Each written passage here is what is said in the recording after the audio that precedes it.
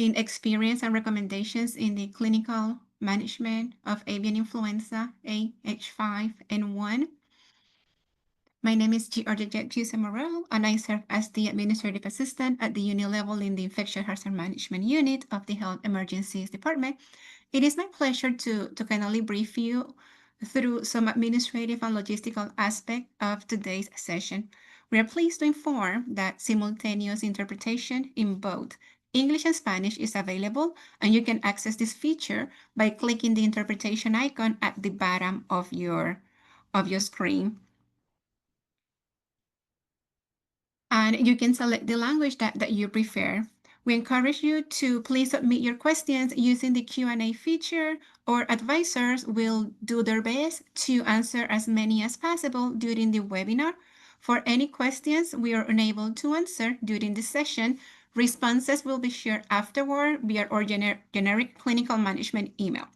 Now it is my honor to hand over the floor to Dr. Angel Rodriguez, Advisor in Clinical Management within the Infection Hazard Management Unit of the Health Emergency Department, who will be leading today's webinar. You have the floor now, Dr. Rodriguez. Thank you. Thank you, Georgette. Thank you, colleagues. It's a pleasure to welcome you today. We're going to talk about experiences and recommendations in the clinical management of avian influenza, H5N1. We have a great group of panelists and clinical experts. So today we're going to start with recommendations from PAHO and WHO on the clinical management of these patients, including the new global guides to manage zoonotic influenza. We'll also have experts from Chile, Mexico, and Ecuador, intensive experts that have managed avian influenza in Latin America. So that's the similar structure. We will start with an introduction from Dr. Andrea Vicari, that is the head of the infectious diseases department. And so we're going to give the floor to Dr. Vicari. Andrea, please go ahead. Good morning, Angel. Thank you to all of you. Thank you very much for being here today. As Angel just mentioned, we have an excellent panel of experts, and I am always thankful that they are available for these events, as well as for when we do trainings and other kinds of events. So thank you very much for taking time being here with us. So very briefly, regarding the influenza matter, this is always very, it is a matter of interest, not only for us, but also for the public domain. And we are always we have a lot of challenges in terms of defining the gravity. Uh, it depends on genotypes or age group. But the truth is that there's also surveillance biases that impact this. So I believe that today's topic is important because in all kinds of emergencies, priority number one is saving lives. And this can be done only if we have optimal clinical management, but it's also important to organize health services so that this can happen. This is the most generic side from my point of view. And I thank everyone for being connected to this webinar, and I wish you a lot of success. Back to you. Thank you, Andrea. Okay, without any further ado, we will start with the first presentation from Dr. Sebastián Ugarte on updated recommendations to manage um, acute influenza as well as zoonotic influenza.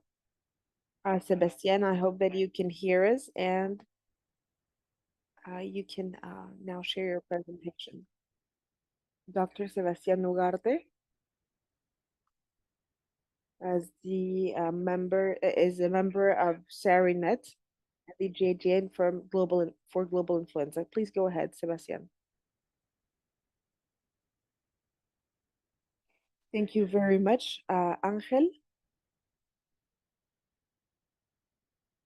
It's a pleasure to be here and to be able to share with you the developing work on the guide to manage influenza from WHO.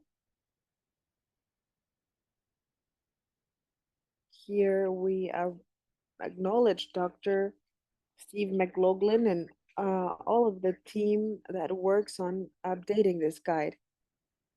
As you might remember, these guides had a very recent edition in 2021. They were published to orient clinicians that needed to manage serious uh, influenza cases. But now we have published an update that was worked on in 2024 and that seeks to orient severe cases and non-severe cases of influenza and how to use antivirals to treat and prevent uh, exposure for patients that have had contact with the virus in the 48 prior hours.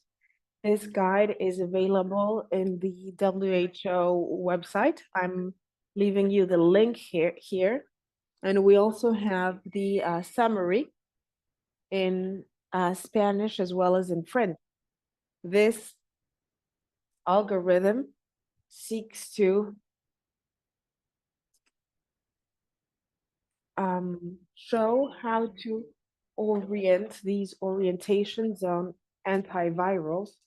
If, we try to summarize it. When we see this image, we might think it's a little bit complex, but if we analyze this step by step, we will realize it's actually pretty simple. So don't get scared by the initial image. So I have respected this image. It's the algorithm developed by the WHO. And if you follow me step by step, you will see that it's simpler than what it seems to be. When we have a patient that might have influenza, the first thing we have to ask ourselves is if he or she has classic symptoms, uh, body pain, throat pain, headaches,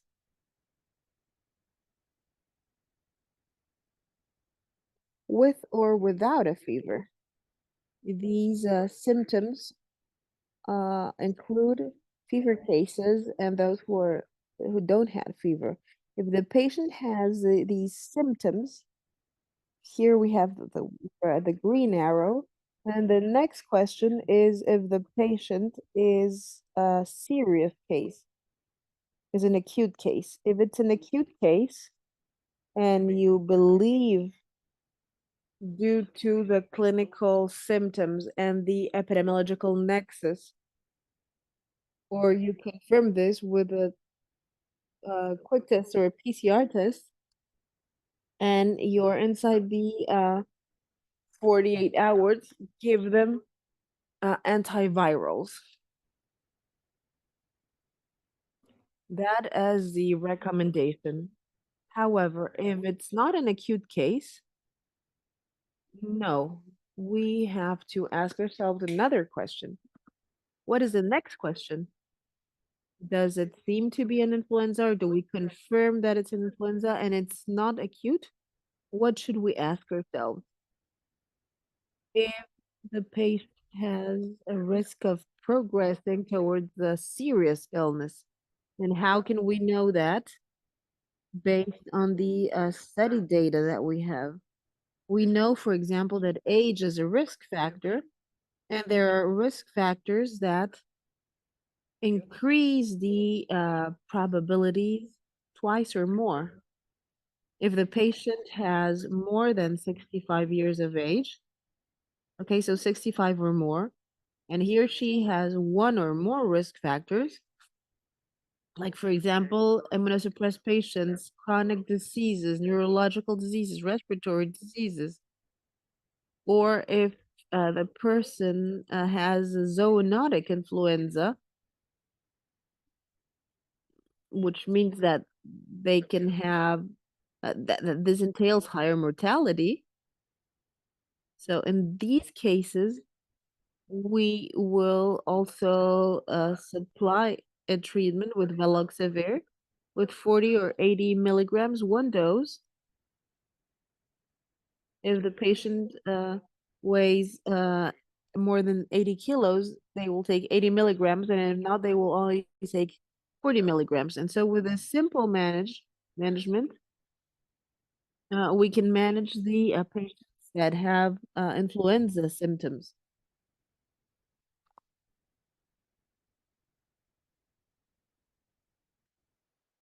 And if they are don't have acute influenza, that it might be serious cases that can progress. And if they don't have, if the patient doesn't have risk conditions, do not give them antivirals. What happens if the person doesn't have influenza symptoms? If the person doesn't have influenza symptoms, do we have to just close the case? No, we have to ask the following questions. Was this person exposed to contacts with influenza in the 48 hours um, prior to this? If there is no contact, you don't need to do a prophylaxis. However, if the person was exposed, if the person was exposed to a seasonal virus, if this is the case, the next question is if we're not talking about high risk anymore, we're talking about extreme risk of developing a serious illness, acute illness. And when do we consider that the risk is extremely high? It's related to age, but the threshold of age is statistically determined differently, and we establish this threshold at 85 years of age. Or it might be a younger person that has multiple risk factors. A person that's immunosuppressed, that has cardiovascular disease, respiratory disease, or neurological disease. And also risk factors like diabetes, pregnancy, or an oncological illness. If the person doesn't have this, don't apply antiviral. And so if the person has these characteristics, you can use antivirals even if the person doesn't have symptoms. And in these cases that are very high risk, the recommendation is to use the same antiviral, but the difference is that you should use a longer treatment for from 7 to 10 days. Now, what happens if the person was not exposed to viral influenza? Is the algorithm over? No, we still have a question left. Was the person exposed to zoonotic viruses? For example, zoonotic virus that's associated to uh, high mortality? If it's the case in the last 48 hours, they can also choose an antiviral treatment. And in this case, the recommendation is using even even a longer um, uh, treatment from 10 to 14 days. And so this way, this is how we can use this algorithm that summarizes what is available in the guides that you can download in the WHO webpage, and it's much more detailed in the guides. And if the person does not comply with these conditions, do not treat with antivirals. Where does this come from? Let me explain in detail. Mortality from seasonal influenza is under the threshold that we considered as risky in an expert panel that has not only doctors but also patient representation.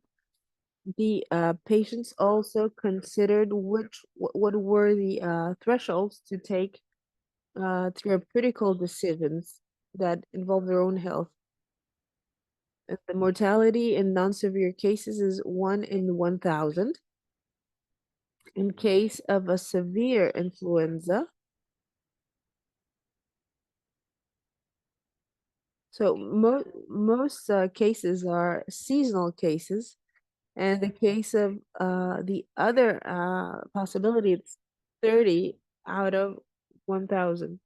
And in the case of zoonotic influenza, it's 383 in 1,000 for AH5N1, AH7N9, AH5N6. And hospitalization is 8 in 1,000 in seasonal cases. And so, as you can see, the mortality is increased in severe cases and zoonotic cases. And this explains this algorithm, this decision algorithm. On the other hand, I explain here the risk factors. And these are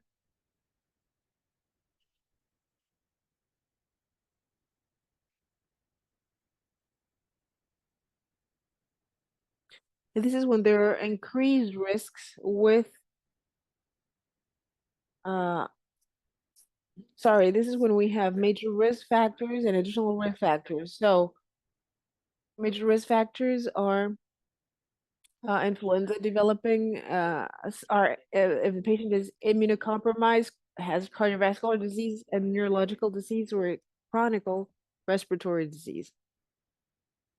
The age, every 10 years, the risk increases and increases the probabilities in the odds ratio is 1.72. So this goes up, and then we go to the extreme risk area above 85 years of age, even in non-severe cases. And so the extremely high risk was defined for patients above 85 years of age, whether without additional risk factors, or patients that are younger that have multiple major and additional risk factors. And so this increases probabilities at least 2 times. And the aggregated factors are 1.7. So the use of baloxavir in patients with influenza that is clinically suspected or confirmed. So we recommend using this only when there is a high risk of progression. So more than 65 years of age, risk factors, and also the case of zoonotic influenza that has a higher mortality risk due to the agent itself. What happens in the cases of non-severe influenza? In these cases, we can see that mortality as well as hospitalization, well, here the risk factors doesn't does not take the case to the threshold that we define to apply these measures. However, the cases of high risk do. And so we recommend against in cases of infection due to suspected or confirmed influenza viruses. Well, this is a low risk influenza that progresses to a higher severe risk with a low to moderate quality of evidence or the best evidence available to that point. For oseltamivir, we do a recommendation against using it in the cases of influenza that are not severe or acute. Why? Because the benefits are very low and the eventual benefit could be surpassed by the eventual adverse effects. And when we see available information in case of low risk, high risk, or hospitalization in case of low risk or high risk, and the time of decrease of the symptomatic period, we see that the best impact is obtained in the high risk cases with a decrease of 0.32 for 1,000 cases and for admissions, for less admissions per hospital. Antibiotics. A strong recommendation is not to give antibiotics if there is a low probability of concomitant bacterial infection. So it's not because patients have influenza that you have to give or prescribe antibiotics if there is no suspicion of a bacterial infection. In the cases of um,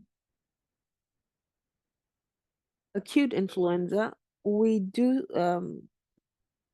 recommend to prescribe oseltamivir, especially if it's the first days. So prescribe it as soon as possible. And this applies also to the new type of influenza A that's zoonotic and that's very deadly. So based on that and with the mortality reduction of 3 in 1,000, this is a recommendation, and we also recommend this based on the available information in case of zoonotic, very high risk influenza. Uh, and we consider that this is a cut point to reduce hospitalization.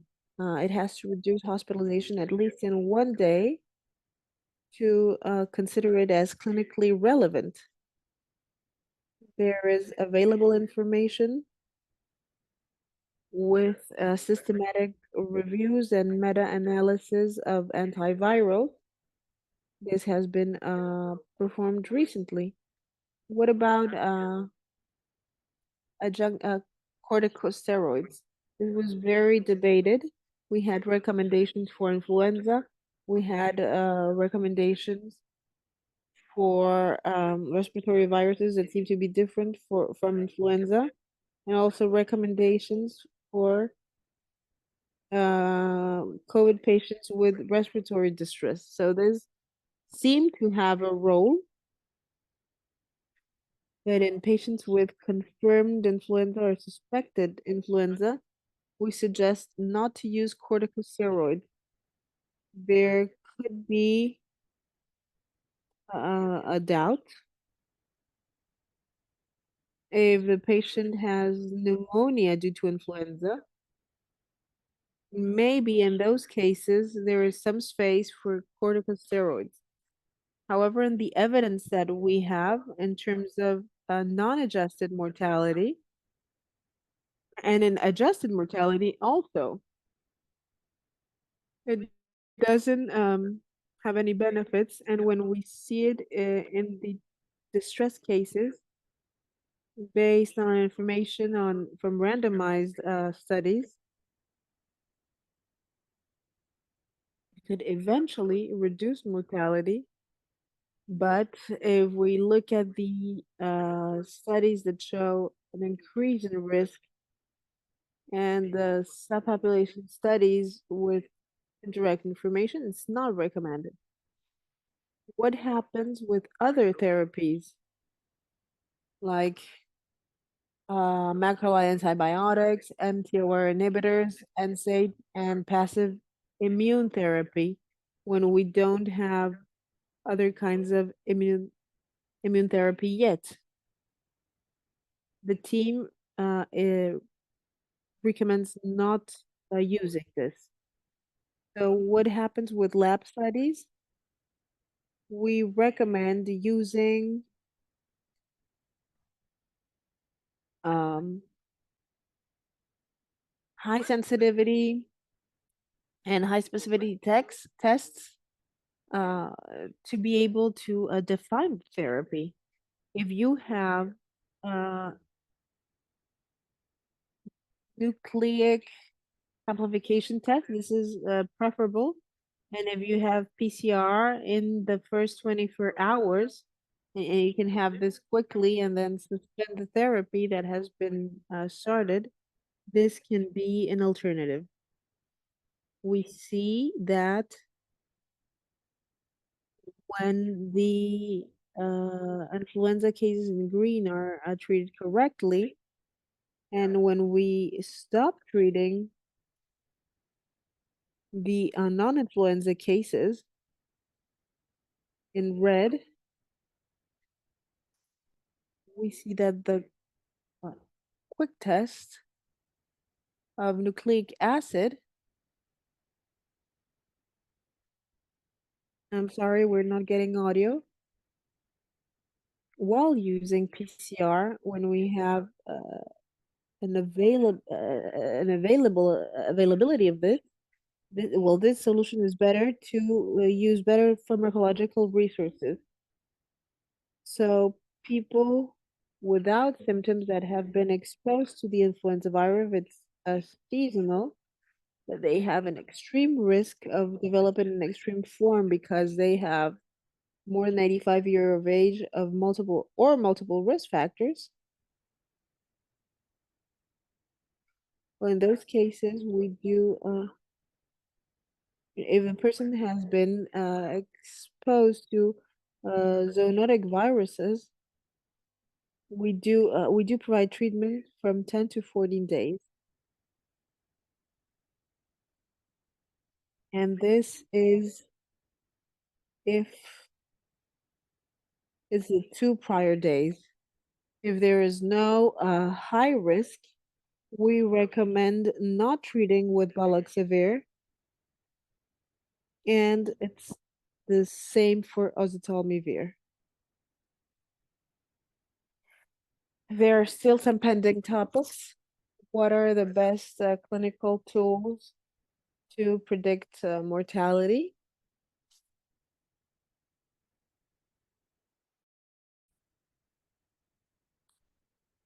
High certainty efficacy data for new and existing antiviral therapies in patients with non-severe disease and high risk for progression. What happens with complementary therapies in patients with severe cases? We need to have randomized controlled work to research the combination of immunomodulating therapy and antiviral therapy. And we need to understand also the long term prognosis, especially in the period of early mortality. And we need to look at what happens with the treatment of post-exposure prophylaxis. We need to understand how it affects hospitalization and mortality in absolute and relative terms. And we also need to have data on the new types of influenza A. Therefore, we need We urgently need that the research groups develop further information about this, further develop further research, and so that we can make decisions based on scientific information, as we are doing today also. Thank you, Sebastian. Very clear. We hope that, well, we see colleagues that already have questions. We will do a Q&A session after the next two presentations. Thank you, Sebastian. So now we give the floor to Dr. Saavedra, who is also a member of this research group. And we are going to talk about the management of pediatric patients.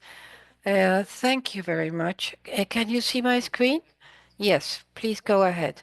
Well, during the next minutes, the agenda will include some general information, risk factors, initial management, critical patient support, and some key messages at the end. As general information, we know that the influenza A animal virus is antigenic and are different antigenic and genetically viruses.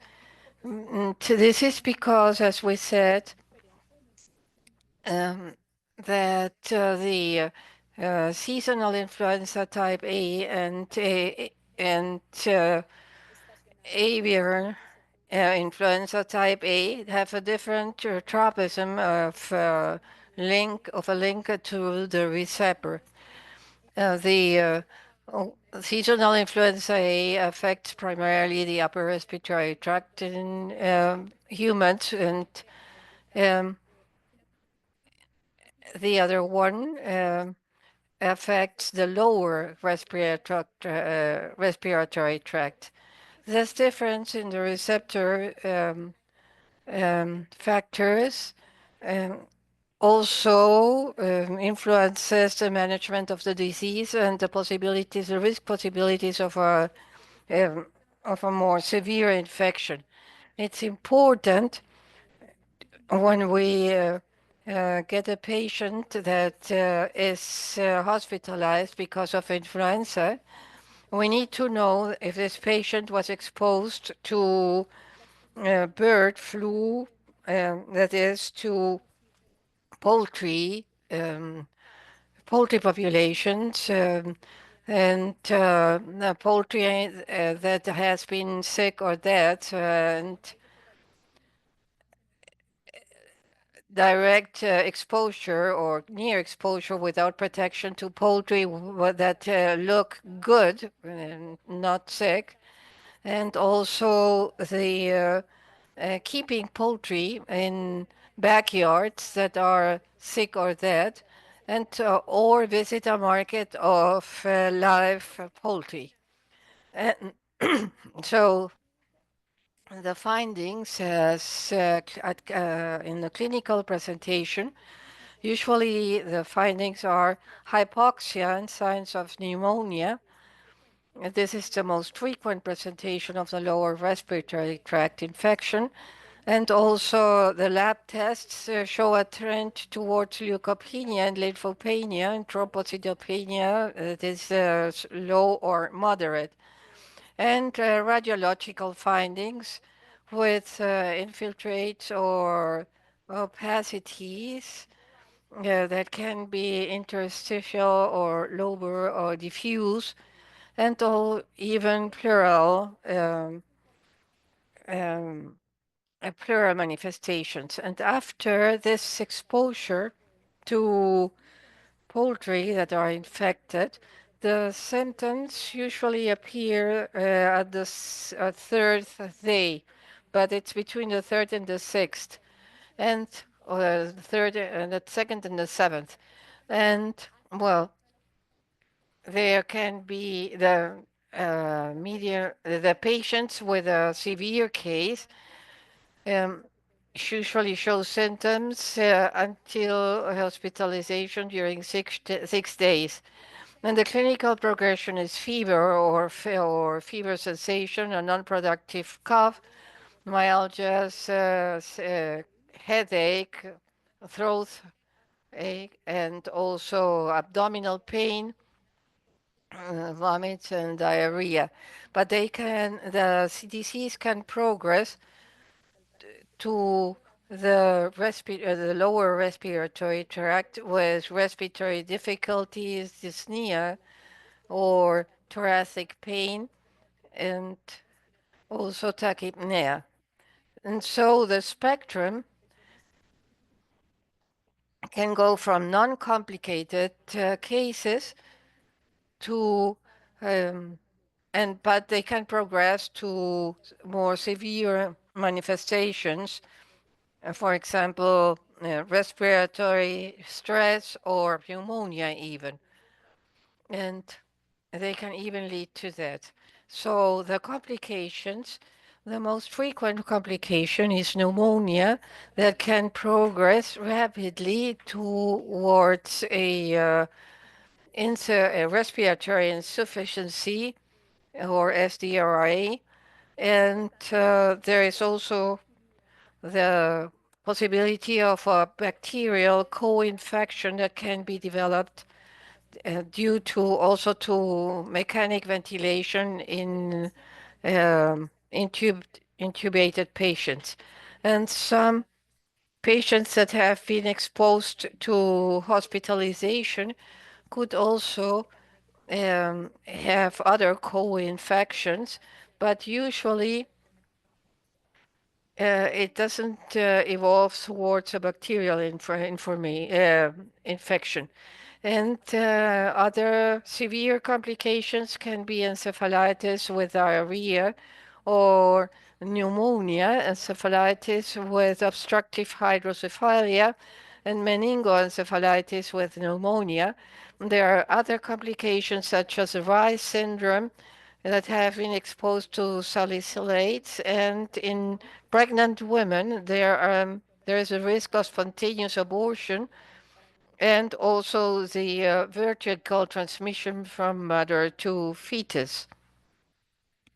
And as we summarized it, it's the infection or the risk of infection because of direct contact with poultry or the infected environment with the presence of feces, for example, of poultry.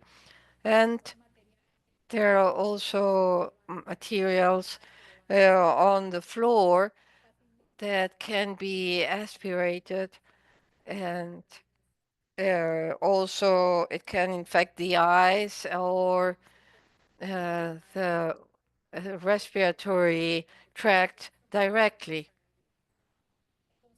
And so when we are looking at the child with acute respiratory infection, especially in children, we have to ask ourselves to some about the alarm signs that we see on the right: fever, cough, throat pain, nasal congestion, headache, muscular pain, diarrhea, vomits without dehydration, or respiratory difficulties, or cardiovascular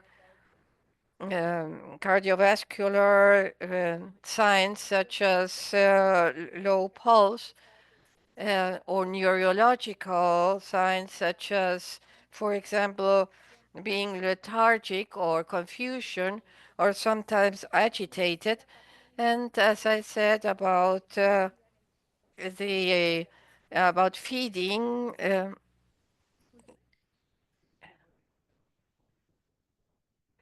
could you please talk a little bit slower because the interpreters are having difficulty following you? Yes. Well, we have this tool that can help us to carry out a thorough checkup of our patients, and thereby go to a triage tool that can help us in children below 12 years of age. For example, we can look at the compromise of capillary filling, and also, for example, signs in the hands and feet that can be very cold, or maybe the skin is very dry, or the eyes are not clear, or there is lethargy or somnolence, severe somnolence. So these are alarm signs that lead us to put the patient in immediate care. And babies that are very young, for example, under 3 months of age, or if they have high fever, these are children that should be dealt with immediately. Um, and if we look at these patients under 12 years of age that have severe respiratory or neurological symptoms, they have to be put um, in acute care, emergency care. And if this is not an emergency, but we perceive that the patients are slightly dehydrated because of vomiting, but the patient is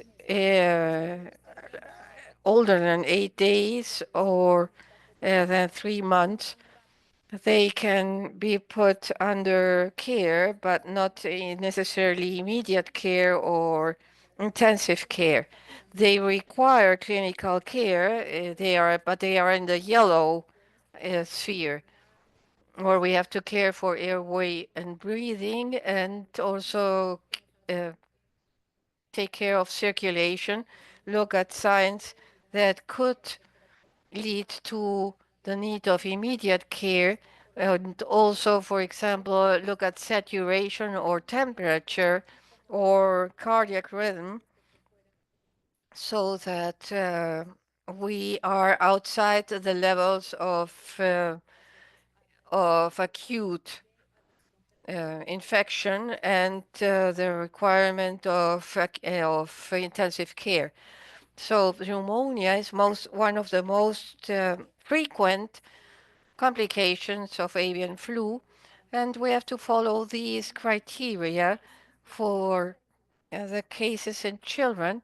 We have to look at cough or difficulty breathing with at least one of the following: cyanosis or low oxygen saturation below 90%, severe respiratory distress, by using also the um, secondary muscles to breathe, with severe chest indrawing, or also a general danger sign, for example, inability to breastfeed or drink, or lethargy, or lack of consciousness, or convulsions. And also more than 60 breaths per minute. And here you see the fast breathing figures, and also blood signs. So the risk factors for severe influenza, as Sebastian said, in children, there could be comorbidities such as, for example, cardiac failure, or pulmonary diseases, for example, asthma, or dysplasia, pulmonary dysplasia, or metabolic diseases, or hepatic diseases. And the extreme cases are in children below 2 years of age. And we also have to point out that we should take special care of children treated with immunosuppressors because of malignancies or HIV. So these children are under greater risk. And also the children that are getting aspirin because of the respiratory risk. So the children that are in this high risk group have to be hospitalized because they have to be monitored closely, and we have to be aware of them, of their symptoms all the time. So it's very important to have a good triage and initial questioning and a physical examination. And we have to look at the pharmacological and medical um, previous signs, and also the possibility of changing their living location or traveling. And so even if the patient has no severe physical signs, we have to find out if the patient has risk factors for zoonotic influenza because he or she has been exposed to birds, to poultry, because then the disease it could probably be very severe. And in respiratory patients, we have to, if we deal with these patients, we have to take or use uh, personal protection equipment, such as, for example, masks or hand hygiene, etc., and also care for good triage. And for initial management, the care has to be optimized as soon as possible, including oxygen therapy, because they could be having respiratory signs. And according to the differential diagnosing, when the results of the tests are available, we have to take these tests as soon as possible in order to have quick results. We can provide antiviral treatment or antimicrobial or immunomodulating treatment. And oxygen therapy is key because we have to, well, we can provide the necessary oxygen flow according to the results. So if we are in, we can measure also the arterial gas in a hospital environment, and we can measure the pulse oximetry. And it's key to monitor to monitor the patient and also establish clear, uh, clear parameters. And so we have to find out if we have to continue to the next step. We can provide nasal cannulas for pediatric patients, nasal prongs, and this is for patients that can absorb up to 2 liters, and for older patients, they could absorb up to 4 to 5 liters. So, but if saturation is still inadequate, we can progress towards masks that help with providing more oxygen up to 10 liters, from 5 to 10 liters. Or if we have a mask with a reservoir, we can we have to do the scaling up according to the symptoms we perceive in our patient. But if we see that the patients do not improve, we can offer these systems of oxygen therapy. And if after 45 minutes we cannot improve the situation of the patient, we have to think about different systems of high flow of oxygen.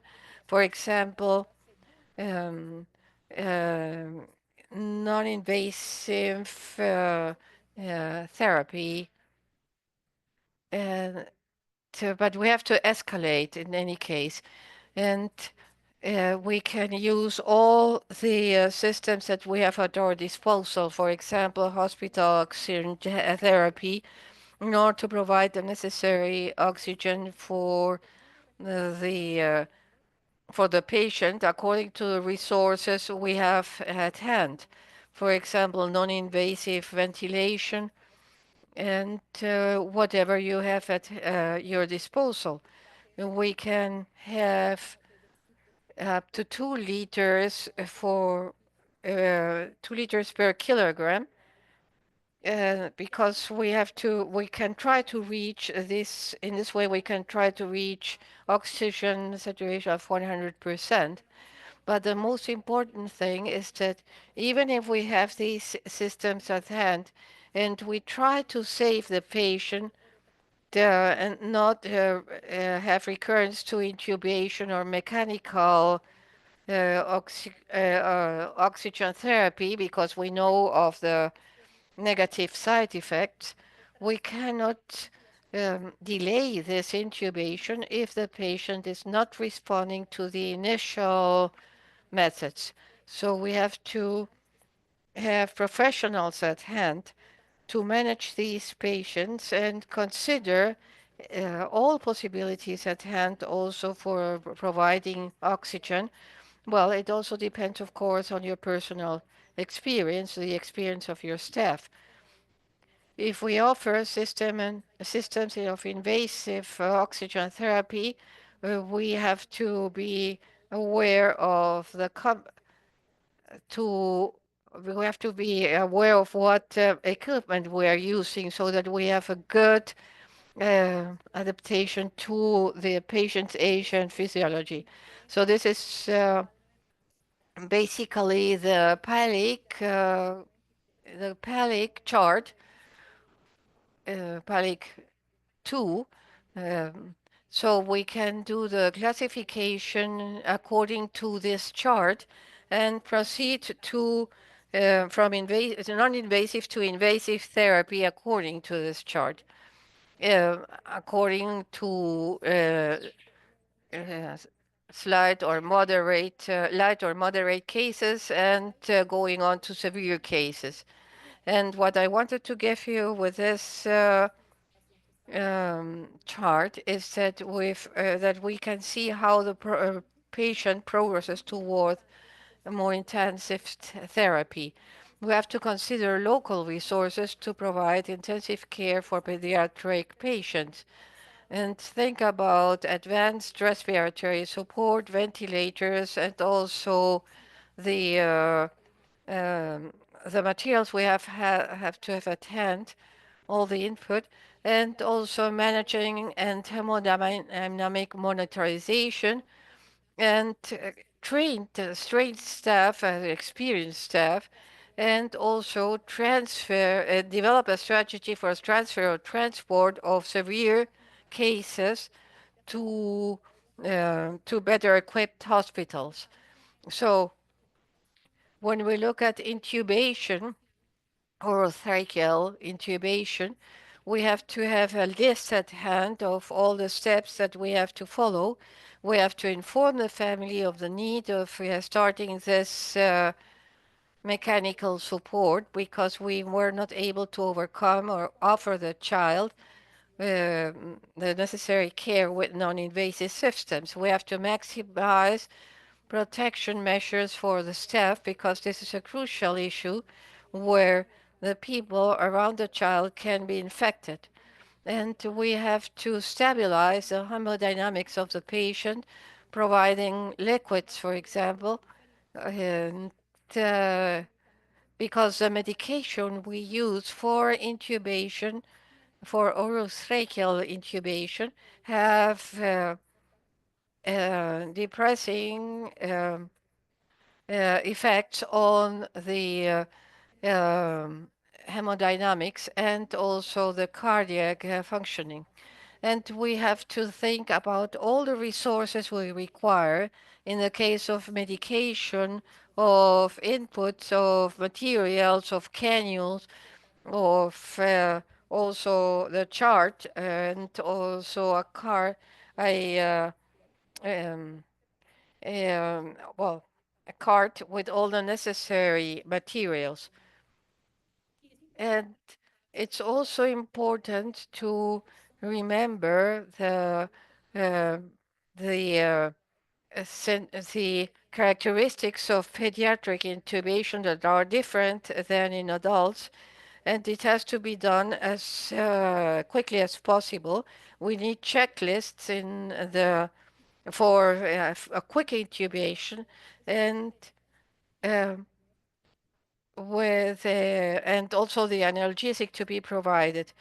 Because if we have severe hypoxemia or patients that will be transported, this lowers, we have to take measures to lower the possibility of uh, extubation during transport or and because of the staff in the ambulance is not prepared for this possibility.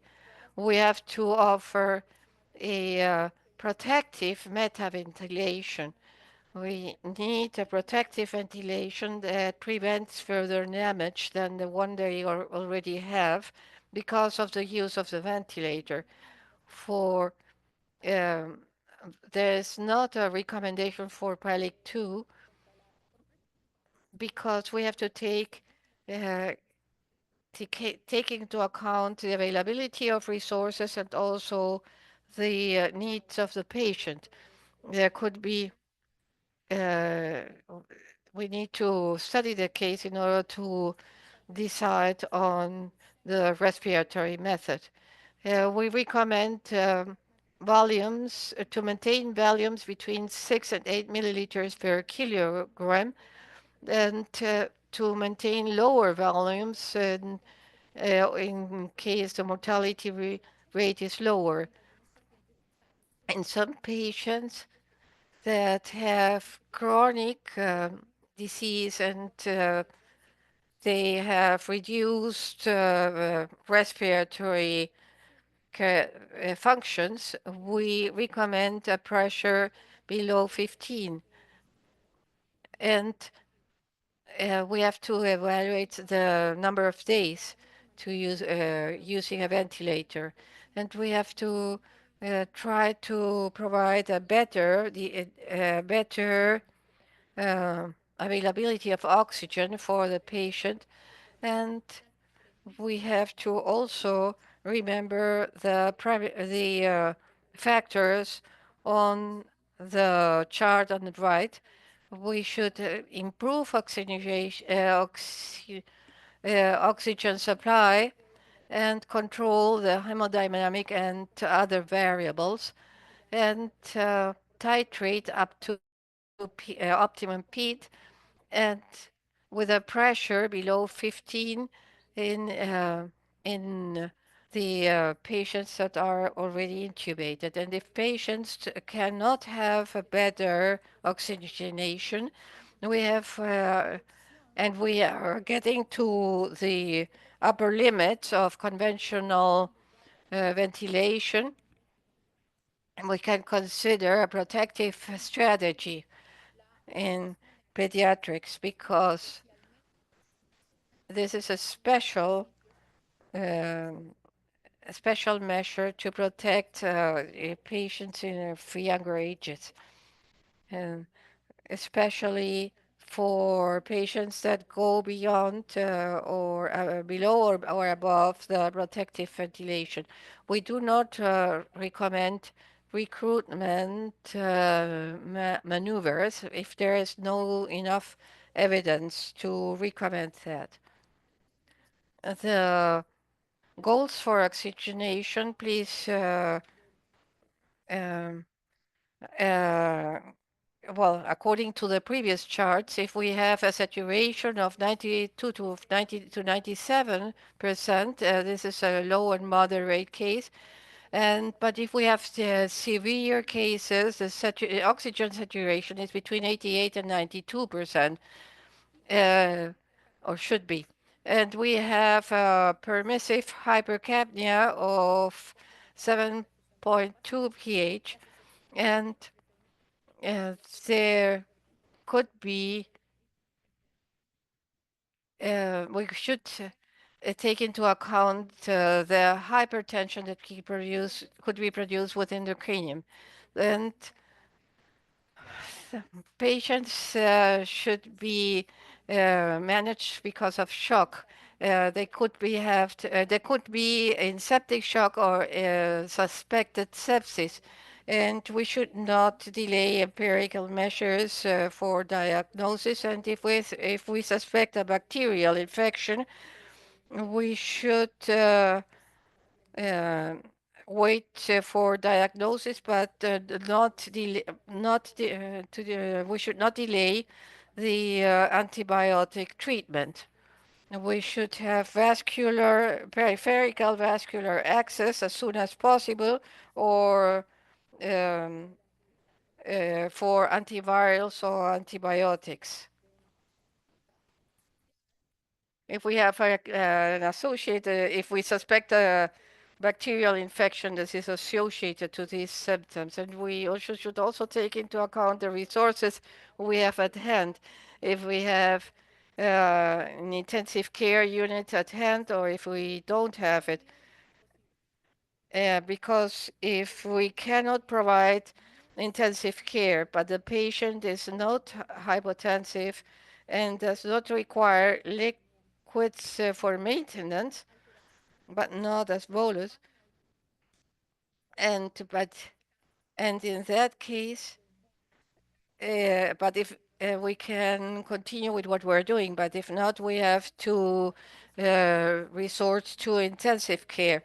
So we can start with liquid support, but we have to be careful with bolus of high volume bolus and the speed with which we are administering it. And we have to replace the volume of hydration. And the recommendation is to adjust volumes. That is, if we see cardiopathic patients or with a large pulmonary compromise, we have to resort to the measures mentioned. And uh, we have a case of active cardiopathy. We could go from 5 up to 20 minutes. And Where the balance comes more to balance liquids, because the liquids could facilitate an endocrinopathy associated with reanimation with fluids that would damage endothelium and favors more problems in this patient. And so possibly hydric reanimation tries to avoid hydric problems, because this can impact the all the organs in our body, and so we have to avoid overcharge with excessive volatility, because this would increase the pulmonary interstitial area and the gas exchange. And so, as you can see it in the body's economy, that generates an economy. And so, what's important is to prevent, avoid excessive boluses in reanimation, and be clear on maintenance fluids, medicine, food, daily food, to avoid having an increase of liquids, an excessive increase of liquids.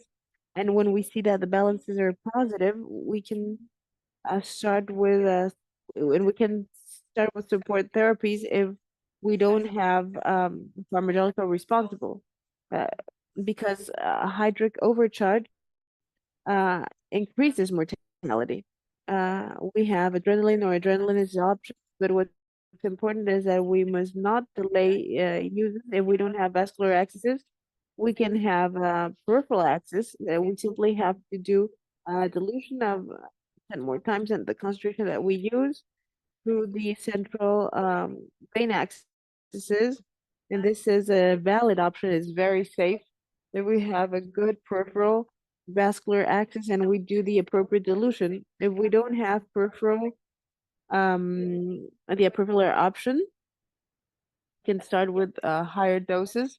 And if we recover the arteries at the beginning, if we use very low doses, it will not recover our patient.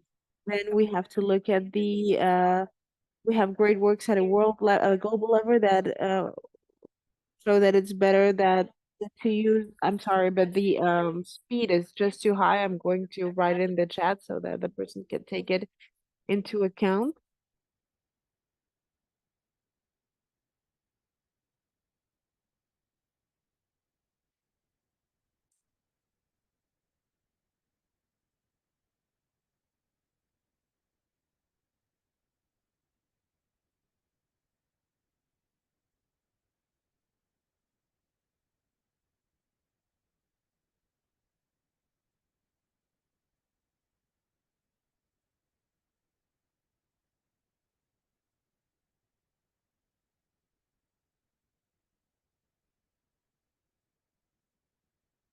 So what we're going to see is that each patient has a different behavior because systems biology means that genetics, epigenetics are different. And so we are going to see that some have different profiles, some have phenotypes according to their physiological aspects, or they can also have a multiomic profile like A or B, or they can have uh, trajectories and pumps with organs, and some phenotypes of sepsis, and pediatrics can have a different. I'm sorry, but the speed does not allow us to interpret what as she says. And the messages that I wanted to leave you within the end is that the appropriate protection measures for health personnel be guaranteed, and this has to be a target that we have. We need to have a clinical history that focuses on risk factors, the severity factors, especially for zoonotic etiology, and this is important for early recognition. We have to do the test very early with a high suspicion level. We must not delay antiviral or antibiotic treatment, and we also have to go to more complex centers if our patient has risk factors or acute disease. We also have to take into account the liquid volume, speed, composition, and also start early the vasoactive. This can be peripheral, vascular, and do this multimodal, uh, have an oxygen therapy that is very quick with, um, and we must not uh, delay or tracheal intubation in case ventilation does not work. And if a patient goes to um, mechanic ventilation, we have to offer protective ventilation and early support and treatment for organ failure. In the slide that you will see now, you have all the references and the links that you can use at the end of the talk so if you need to review this. Thank you very much. Thank you, Lorena, and I'm sorry for making you prepare this in such a short time for pediatric patients. As the doctor from CDC said, he also is a leader of the influenza guide. He's here with us. In our region, we had two pediatric cases, and actually they're going to be presented now by our colleagues from Mexico and also from Ecuador. And this is why we went deeper in this presentation. And we have the clinical colleagues and intensive care colleagues that are connected from Mexico and Ecuador. Tiago, maybe you can give us the 5 key messages, and afterwards, if we have time, we can expand to the adult management, and we will go to the discussion and the clinical cases so that we can respect the time from the intensive care experts. Of course, that's why we're here to listen to the experiences from our colleagues that have taken care of patients with this disease. And so for adults, uh, we have to have early recognition of the critical patients, apply PCI, treat etiology-based etiology as soon as possible, and start support-based and evidence, and take into account that if we think that a patient has a viral infection, new or emergent, we have to notify sanitary authorities as soon as possible. It's also very important to have triage. This allows us to can we can see this in the slides. It's good to have access. And remember that if we have a suspicion of an emerging infection that's internationally important, it's important to provide isolation for patients and apply measures, appropriate PCI measures, take samples, start support treatment, start treatment, and notify the sanitary authorities, as Sebastian said. And triage, as Lorena showed you for the pediatric cases, is safe for adult cases. You can access this material that's in the guides and that has been shared in the files in the chat. The classification in the algorithm to make decisions. Uh, so this is for critical health, and it's also in algorithms as well as the classification of the seriousness or acuteness of the ill. Take into account the clinical suspicion based on the criteria showed by Sebastian and Lorena, and we're not going to show you this again. The patients can have avian influenza. Maybe they have been exposed to birds in the endemic area, but also remember that the human transmission is also something that can happen in our homes, in the hospital. And so there are examples in literature that are specific that show that this can happen. We must not delay the empiric antiviral treatment, and remember that it's influenza A. There can be exposures, and so we have to notify. And so the initial treatment was left by Sebastian. Um, so we recommend the antiviral 2 times a day, 5 to 10 days. And a bit of the acute, the list is acute. We don't have a recommended dose. We don't have a combined therapy recommendations. We don't know. We don't have clinical essays either. We are basing what we recommend on observations. Is why we have to start the treatment as soon as possible. And about the oxygenation control, this is going to be the most critical part for the ill, as Lorena showed us. Uh, It's important to keep saturation over 94%, with other targets for pregnant women, for example. And then regarding oxygenation, we have to follow the algorithm and have all of the options, always adapting this to local realities, high oxygen flows. This is going, so I have to take into account if I have ammunitions to use this therapeutic option or not, and not avoid endotracheal intubation. Taking into account the stages care that has to do with intubation, as Lorena said, caring for people using the optimal protective measures, especially when there's a suspicion that the influenza virus type is new, and then the protocol to administer protective pulmonary ventilation if the patient is already intubated.